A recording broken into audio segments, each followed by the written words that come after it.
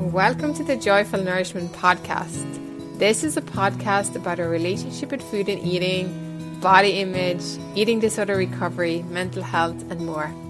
I am your host, Lynn Thorstensen, a registered nutrition therapist and body image coach based in the west of Ireland.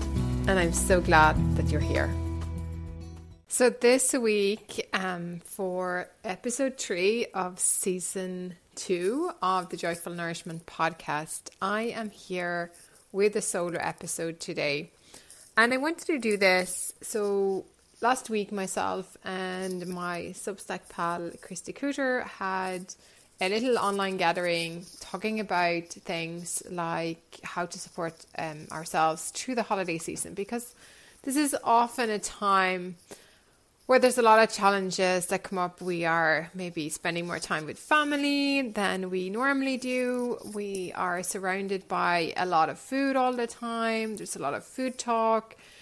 And I think the food and body talk and what's called diet talk, or also what's often called fat talk in the research, tends to amplify this time of the year. And one of the reasons I think that's happening is because Christmas, or the holiday season from Thanksgiving, if you're in the States and that's what you celebrate, and also other religious holidays that are falling this time of the year, are kind of like a legit reason to stuff your face.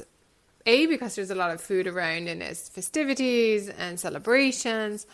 But I think the reason is even people who are not, actively dieting or are in eating disorder recovery or trying to heal their relationship with food, like in the sort of general sense, the ether, there is this kind of loomingness that in January, because it's a new year and a new you, and this is when we're going to do all the things that we didn't get to do this year, and it's a fresh start and all of that stuff. So there's like this looming sense of restriction in the air. And I think, and let me know what you think, that also plays into how we navigate food and our relationship with food and how we're eating this time of the year in particular.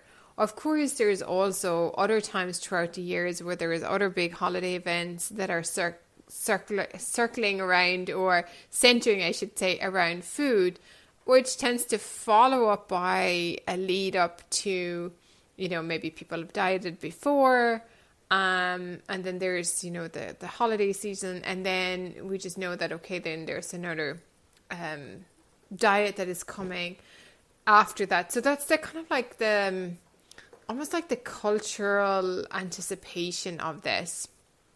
That's kind of what I wanted to touch on today, is like, how do we navigate that for ourselves, whether you're somebody who is in recovery from an eating disorder, whether you are trying to heal your relationship with food, and navigating disordered eating habits and like navigating out of that, or if you're somebody who's supporting somebody who is struggling with a relationship with food or in recovery.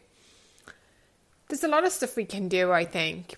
And what I also wanted to do today is to answer 2 listener questions that were sent in earlier, and hoping that this is going to be helpful for you. And I suppose I always feel a little bit, on the spot when I'm recording these by myself. It's so much easier having conversations with the guests. But I'm imagining here sitting down, maybe we're in a circle, and that it's, a sort of reciprocal relationship. And what was beautiful with the gathering that myself and Kristi had was that it was an invitation to come together as a collective, as a few people talking about these things. Because, until you are in a place where you're actively thinking about this, a lot of this is kind of like subconscious. It's normalized, so we don't think about that there's a problem with these things, like a lot of things, right? It's like we have to become aware in order for things to change. So how do we handle diet talk? And like, what is it? Like, if I'm saying, oh, okay, let's talk about how we can navigate diet talk through the holiday seasons. But it's like, what is it? What am I talking about when I'm using the word diet talk? So what we're talking about here really then is all the conversations that are happening around diets, the latest one, the one you've just come off, the one you're thinking about doing, the foods you're taking out, the planned restrictions, anything that has to do with any kind of diets. And I include kind of wellness diets in this too. So if you are somebody who is looking after your health, and that includes maybe taking out some foods, and that's working for you, that's all good. That's fine, right? If it comes from a place of self-care, then there's nothing wrong with that. And I do want to say, like, it's okay to not preach that to everyone else, because we don't know how that's going to land for the person next to us. If they are navigating through a restrictive eating disorder, even just hearing somebody saying, well, I've cut out dairy because it makes my digestive system feel so much better. That's fine. And for that other person, this might just reinforcing the eating disorder voice saying, well, this food is bad and we shouldn't have it. Whereas for that person, they might have absolutely no issues with dairy whatsoever. That's just an example. Any kind of conversations also that we're having around being good or bad with food, or where we're saying, oh, I'm just so bad for having this, or, I have saved up all day to be able to eat this meal, or I'm having this piece of chocolate and then I'm going to work it off later, or tomorrow I'll be good. And the thing with those comments are that they just become so normalized. It's almost like a way that we're talking in this way to connect with other people. And what I have noticed is when I've stopped engaging in this kind of talk, is that it like sometimes it's like it can even be on the tip of my tongue, even though I know better and I know that it's not helpful. It's like, why do I even feel like I want to say that? Because I think it's like, it's just everywhere.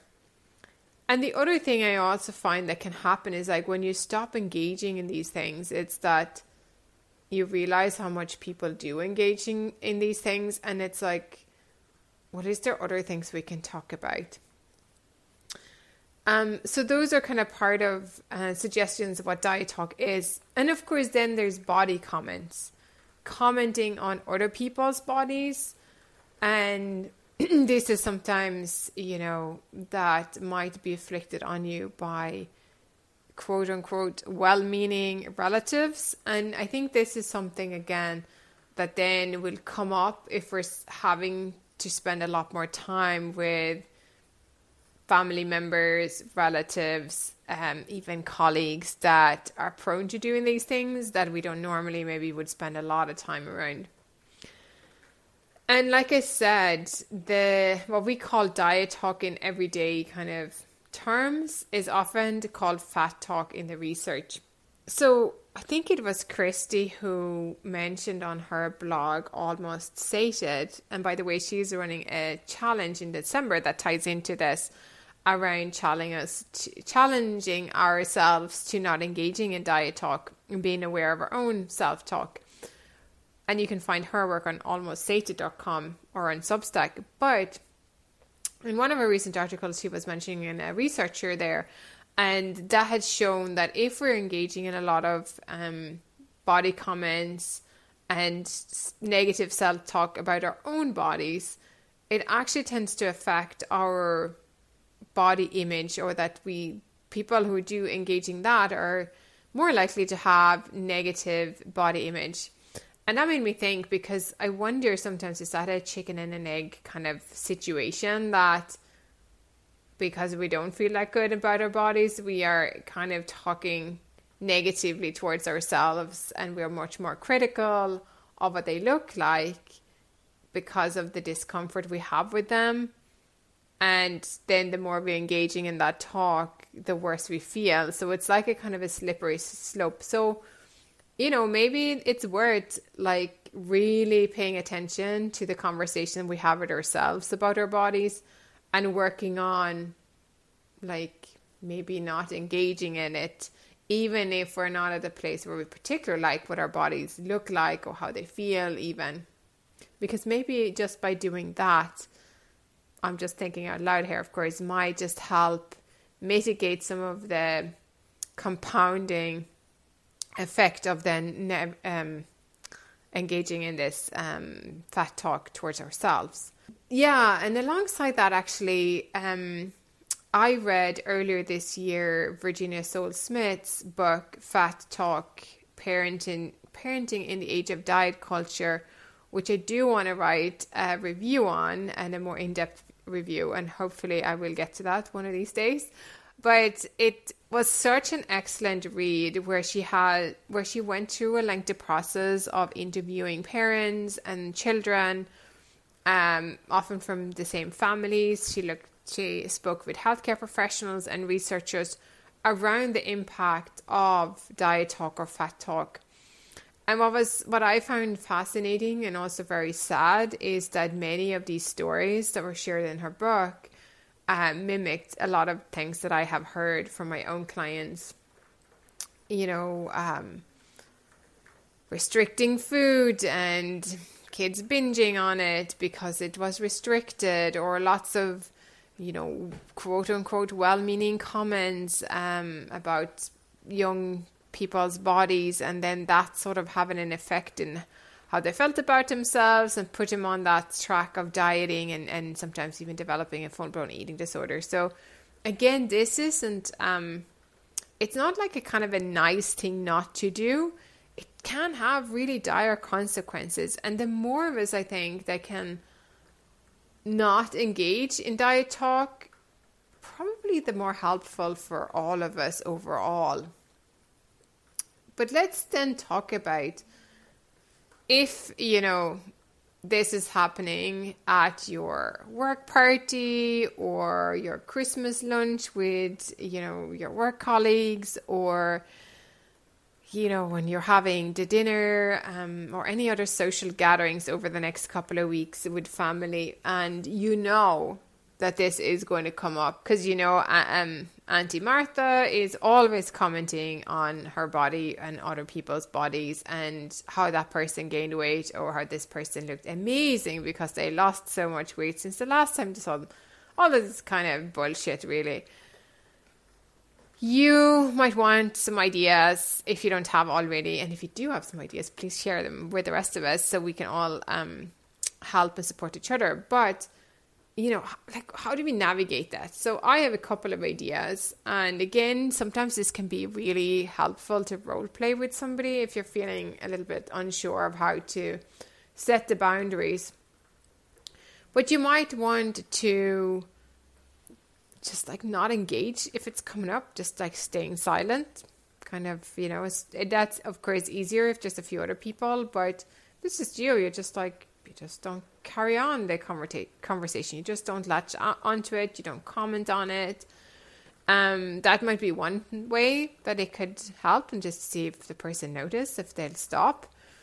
Another one could be sort of redirecting the conversation, sort of saying, yeah, I'm not really that interested in what other people's bodies look like, or what they look like, or what their weight is doing. You know, oh, you know, tell me about a book you read lately, or a movie you've been watching lately, or, you know, what's happening at work, or something, just to like put the conversation in a different direction.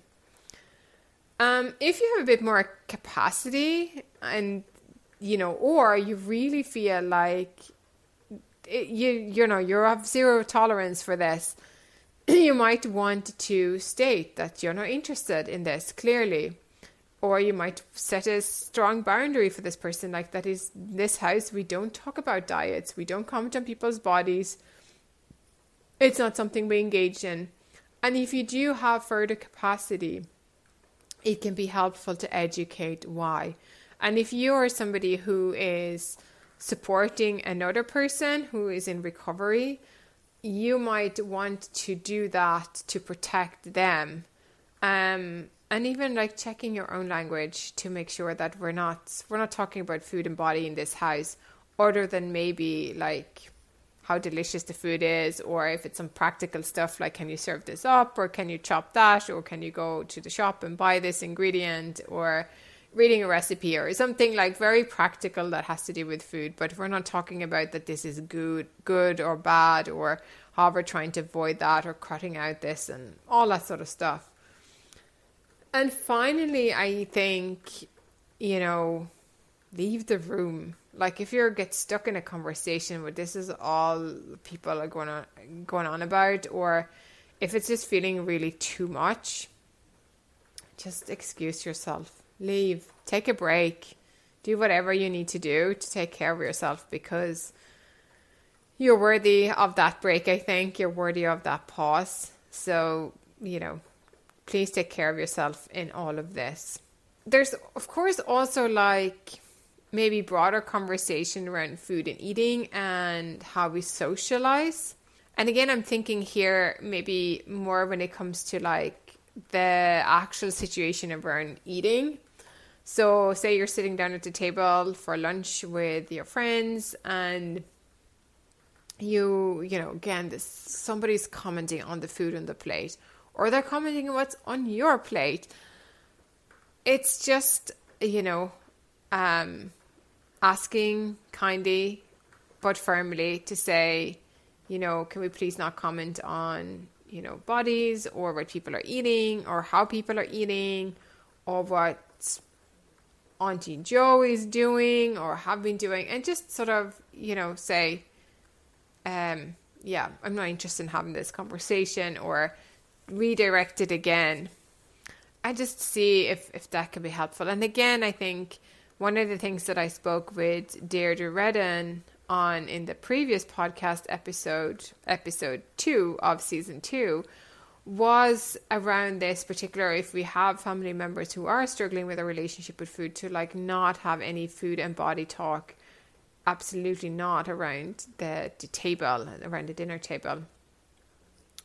So this is something to be aware of. And I know that, like I said earlier, like, gosh, even I feel like I've been doing this work for a long time, and I'm like, I really should know better. And once in a while, even to my partner, whatever, like a frog jumps out of my mouth, and I'm like, definitely not proud of that. But just, we have to be aware and kind of like just be kind and gentle with ourselves as we're navigating this and as we're learning to do better. But again, really watching out as well for the language that we use to speak towards ourselves, our food choices and our bodies. So let's just switch tact in. So I wanted to leave you with a kind of a practical tips as well when it comes to just around the eating part. And what I've noticed is that the episode I did on fullness, and I linked back to that one in the show notes, seems to have been a really popular one. And that's something kind of that comes into this season as well. If the food is plentiful and if we're feeling like, oh, there's so many nice things, and how am I going to navigate this, and I want to eat it all. First of all, I would say try to stick to your typical rhythm, like eating regularly. Like, watch out for any kind of desire or habits or behaviors that is, starting to like restrict or cutting out meals and snacking in order to quote unquote save up for the bigger dinner, because this is often what sets us up for overeating later. So trying to just like eat like normal, your breakfast, lunch and dinner. One of the things that I often do, and I might have said this in the other podcast episode, is that there's this sense of scarcity that often sets in. And when we know like the food is only available now and we're not going to be able to have it, and this is kind of part of then what's driving us to push past feeling like comfortably full, or even a little bit uncomfortably full. And it's much easier to stop when we know we can have that food again. So if there's something that happened, particularly now over the holiday season where there's a lot of food available, make sure that you can put some aside away, that you can have the leftovers the next day, or that there is enough that it's okay to stop, because you could have another mince pie later on today with a cup of tea or a cup of coffee or whatever it is, because you're just not going to eat just that one for the whole holiday season and then they're gone again. So that's just something to be aware of. But again, one of the things that we can do when we arrive at the table is to take a mindful pause and to ground ourselves, to feel our feet on the floor, to feel our bum on the seat, and to feel maybe our back being supported by the chair we're sitting on. So just to feel and notice that support, that it's there, and checking in with ourselves. If they have the space and capacity to see, maybe you're at the buffet, like, what do you really want to eat? What's calling to you? And maybe there's different food choices. Maybe there's a lot of food put in front of you, and just notice, okay, eat what you want, and check in throughout the meal, and knowing that, if you need to eat more, that's fine. If you're not satisfied, that's okay. And also checking in with yourself and notice when you start feeling full, and when you're, maybe you want to keep eating for another bit because it tastes really good, but also noticing that it's okay then to stop when you've had enough. Even if there's more food on the plate, there's more food that, you would love to eat because your taste buds are still excited. And just if that's you, then reminding yourself that the food is available again. Put some aside so you can have some leftovers later when you get hungry again, because of course you're going to get hungry again. That's how our bodies work. And I think if you're somebody who's more in the restrictive spectrum, making sure that if it's all difficult to eat and sit down with families, and making sure that you're eating enough, have a conversation with the person you're working with, supporting you with a meal plan, or your therapist, and making sure that there's other alternatives. If that kind of meal feels overwhelming, that there's other ways to make sure that you're still getting an adequate food intake throughout the day, so that it doesn't become a way of sort of subtly restricting, and it means that you're not getting enough food, and that's not helpful for your recovery. So just checking in on those things, I think, is helpful, and just feeling the support of the ground and the chair you're sitting on, and just leaning into that and knowing that you're supported. It also helps, taking this pause also maybe helps our nervous system relax a little bit more, and our bodies relax a little bit more. It may not always be possible, and this again is something that you can bring into, practice away from overwhelming social situations that involves food.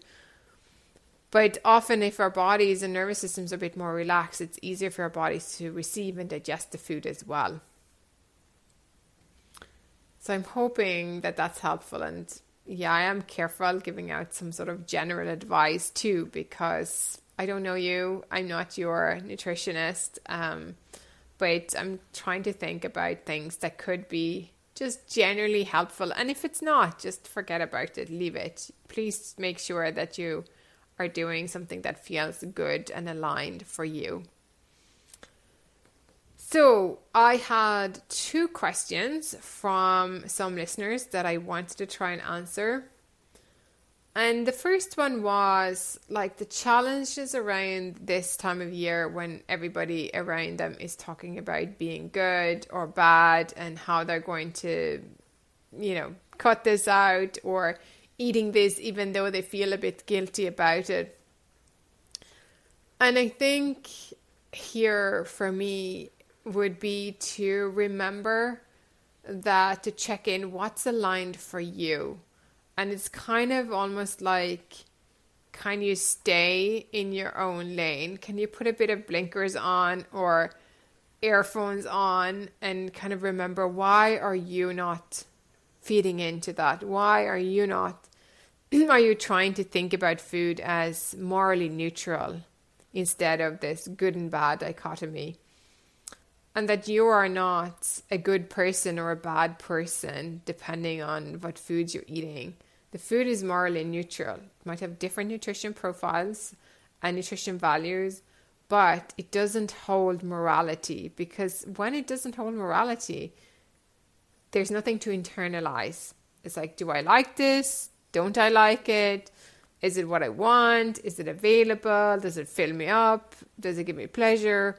All of those things are available to us from all foods when we look at it as morally neutral. Whereas when we're holding on to this good and bad stuff, we internalize that if I'm eating this kind of food, then I'm really good and virtuous.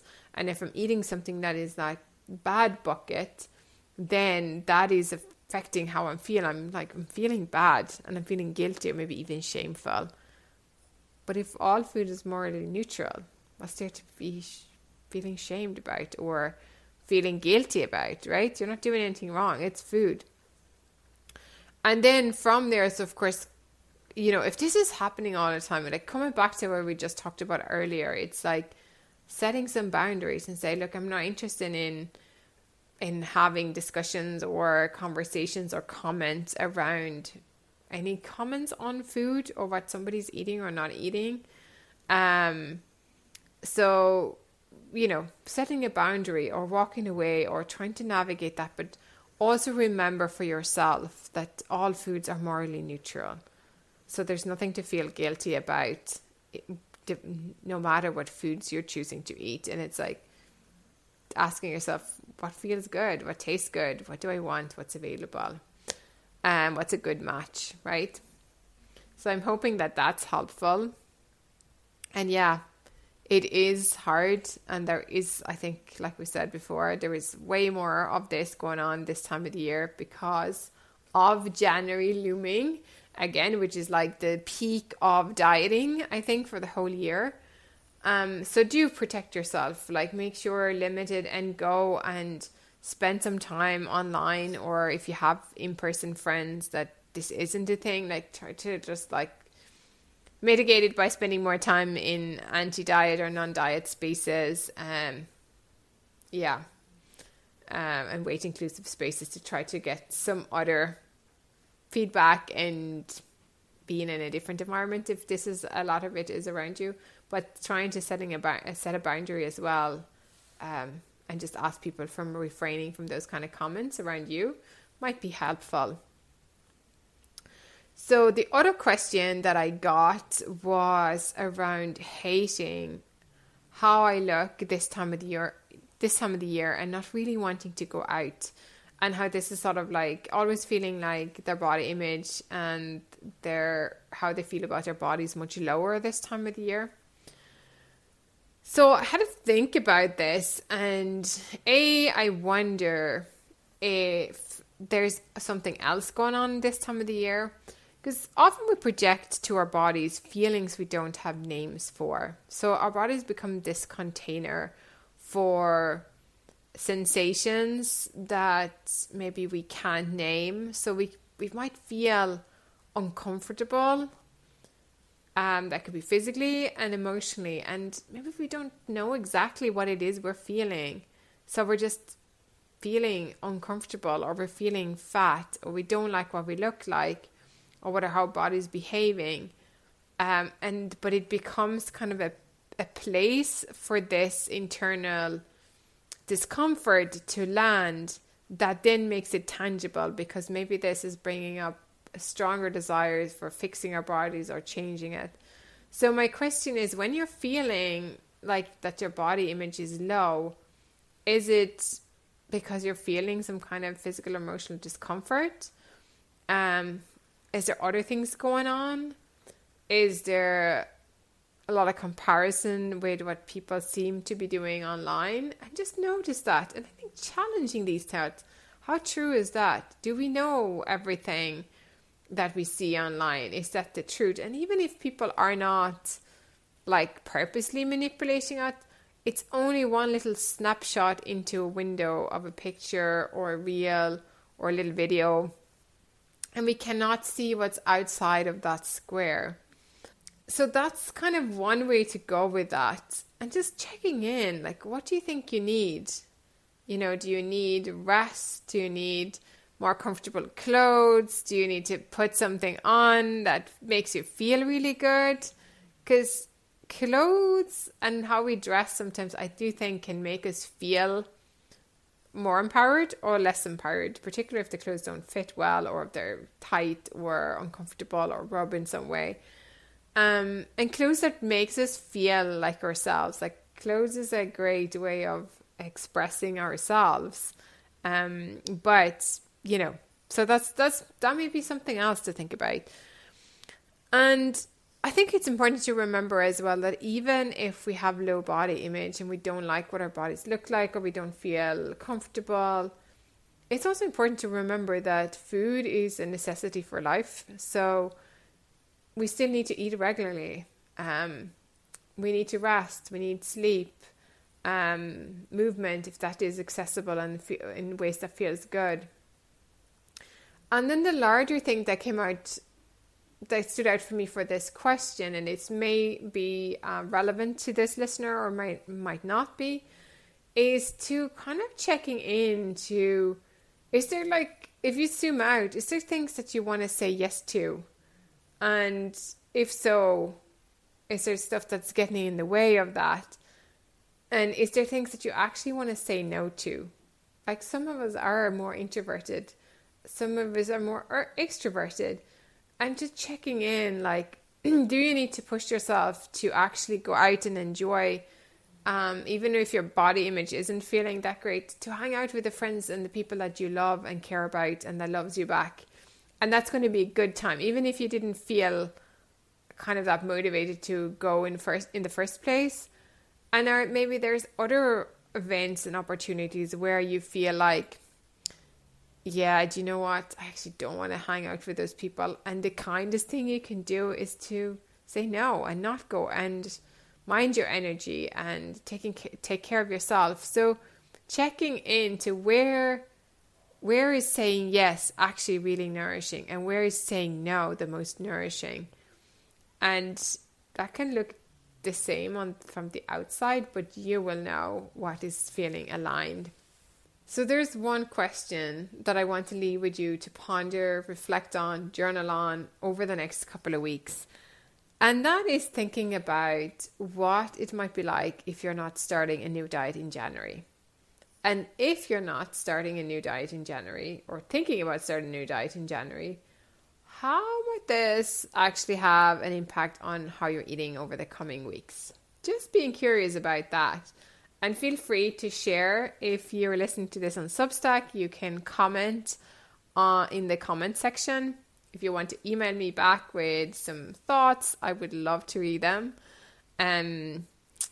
But yeah, how would that be? And maybe this is not applicable to you whatsoever. Maybe you are well into your recovery or well into your divesting from diet culture journey, and you've been doing this for several years, and it's like, I have no intention whatsoever to do another diet in January. But if you're new to this and you're kind of sitting in that space of, I really do want my relationship to food to be better, but I still want to lose weight, then maybe just take some time to think about this. What comes up, like, when you're exploring the idea of doing another diet? Is it excitement? Is it kind of fear or dread? And how does that affect your food and your eating? Just to be really curious about that. And if you're somebody in the smack bang middle of recovering from an eating disorder, I see you, and I really wish you the very best of navigating a quite tough season, where there's so much food around and so much choice and so much other stuff that goes on, and family dynamics and things that might make this much more challenging than what it has to be or what it is other times of the year. So just do keep going.